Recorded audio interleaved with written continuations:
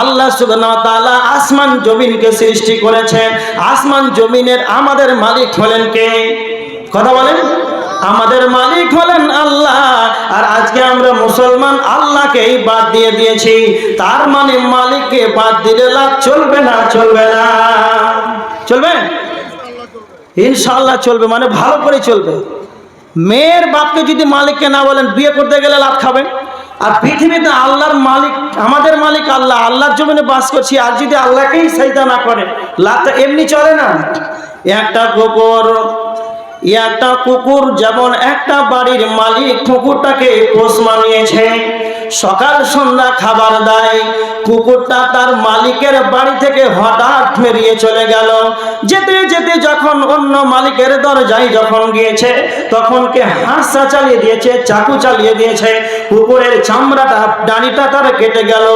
আবার যখন cow cow করে যখন অন্য দরজায় গেল, তখন তার কাটা ঘায়ে কে নেমু চেপে দিল, আবার কে পাথর চালিয়ে দিল।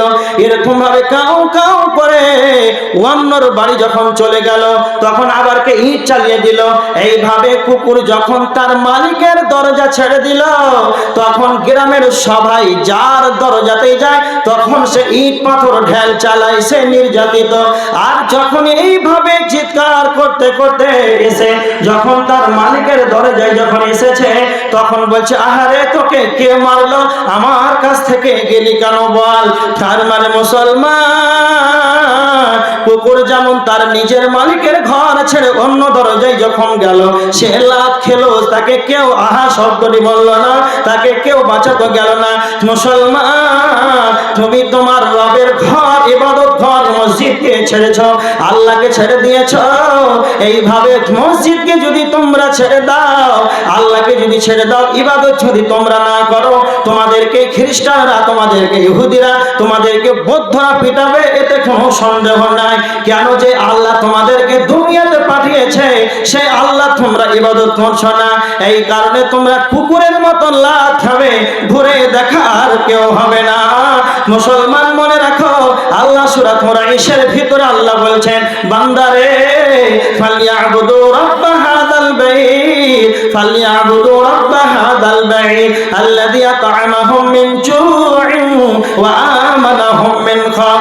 তোমরা সেই কাবা ঘরের মালিকের, সেই ঘরের রবের ইবাদত করো। আল্লাহ তোমাদেরকে ক্ষুধা লাগলে খেতে দেবে, আল্লাহ তোমাদেরকে যখন ক্ষুধা লাগবে খেতে দেবে।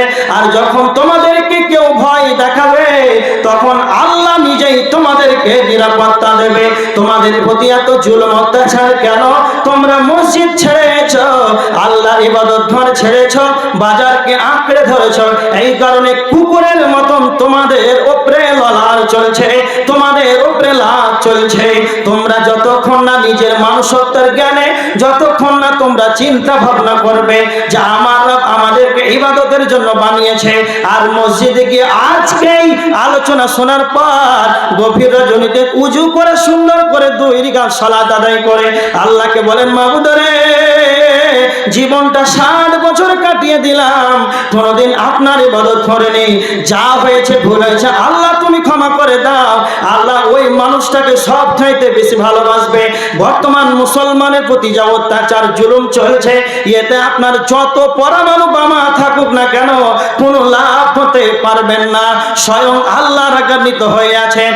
একটাই মুসলমানদের উপায় রয়েছে, সকলকে উজু করে 2 রাকাত সুন্নাত আদায় করে ইস্তিগফার করে নিতে হবে, আল্লাহর কাছে তওবা করে নিতে হবে, মসজিদ ঘরে গিয়ে ইবাদতে আমাদেরকে মনোযোগ দিতে হবে। আমরা যদি একত্রিত ভাবে সবাই মুসলমান, যদি আমরা আল্লাহর ইবাদতে যদি লেগে যাই, তাহলে আল্লাহ আমাদেরকে সাহায্য করবেন। একবার দেখেন সাহাবীদের যুগে এরা হাতে গোনা কয়েকজন মুসলমান, এরা যখন যুদ্ধে বেরিয়ে যেত, তখন এরা কম সংখ্যক সাহাবী, তবুও তাদের ঈমান ছিল পাকা।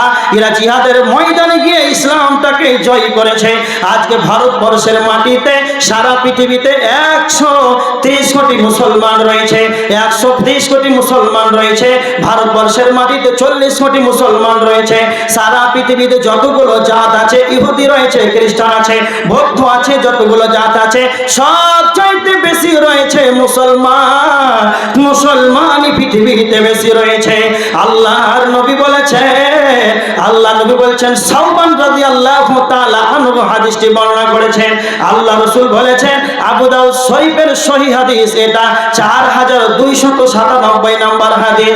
আল্লাহর নবী বলছেন, সাহাবীরা তোমরা শুনে রেখে দাও, খাবারের প্লেটে যেমন, খাবার প্লেটে যেমন ক্ষুধার্ত ব্যক্তিরা যেমন ঝাঁপিয়ে পড়ে, খাবারের প্লেটের উপরে যেমন না খাওয়া ব্যক্তিগুলো যেমন চারিদিকে ঘিরে পড়ে, অনুরূপ মুসলমান তোমরা মনে রেখে দাও, পৃথিবীতে যতগুলো বিধর্মী আছে, পৃথিবীতে যতগুলো বিধর্মী আছে, যারা অন্যান্য জাতি আছে, আল্লাহ রাসূল বলেছেন, উম্মাহ তোমাদেরকে সবাই ঘিরে ফেলবে, তোমাদের বিপক্ষে সবাই তাগিদ নেবে, তোমাদের বিপক্ষে সবাই একত্রিত হয়ে যাবে, ওদের উপাসনালয় আলাদা হবে, ওদের খাবার আলাদা হবে, ওরা অন্যান্য ইবাদত করবে, কেউ আগুনের পূজা করবে, কেউ মাজারের পূজা করবে, কেউ পাথর পূজা করবে, কেউ মূর্তি পূজক হবে, মূর্তির পূজা করবে। কিন্তু উম্মাহ সারা পৃথিবী বুকে যতগুলো বিধর্মী আছে রে, মুসলমানদেরকে মারার ব্যাপারে সকলেই একটা মত হয়ে যাবে। এদের খাওয়া দাওয়া বাদ দিয়ে এদের একটাই শুধু পরিকল্পনা চলবে যে মুসলমানকে কি করে মারা যায়, মুসলমানকে কি করে মারা যায়। একজন সাহাবী বলছেন, আল্লাহর নবী তখন কি আমরা সংখ্যাতে কম হব, তখন কি আমরা সংখ্যাতে কম হব? আল্লাহ নবী বলছেন, না না, তখন তোমরা সংখ্যাতে কম হবে না, তখন তোমরা সংখ্যাগরিষ্ঠ হবে, তোমাদের সংখ্যাতে অনেক বেশি হবে। যেমন ভারতবর্ষের মাটিতে 40 কোটি মুসলমান আছে, 45 কোটি মুসলমান আছে, এটাই শুধু শেষ নয়, সারা পৃথিবীতে 258টি দেশ রয়েছে, মুসলিম কান্ট্রি রয়েছে 57টা, মুসলিম দেশ আছে 57টি। তার মানে মুসলমানের সংখ্যাতে এরা বেশি হবে, কিন্তু এদের কোনো শক্তি থাকবে না। আল্লাহ রাসূল বলেছেন, যেমন নদীর স্রোতে, যেমন নদীর স্রোতে, যেমন নদীর স্রোতে যেমন আবর্জনাগুলো ভেসে যায়, অনুরূপ মুসলমান আবর্জনার মতন স্রোতে এরা ভাসবে, এদের কোনো ক্ষমতা থাকবে না, এদের কোনো ক্ষমতা থাকবে না। কেমন ক্ষমতা থাকবে না? যদি আপনি নদীর স্রোতে যদি পড়ে যান, তাহলে আপনি আর কোনো শক্তি পাবেন না।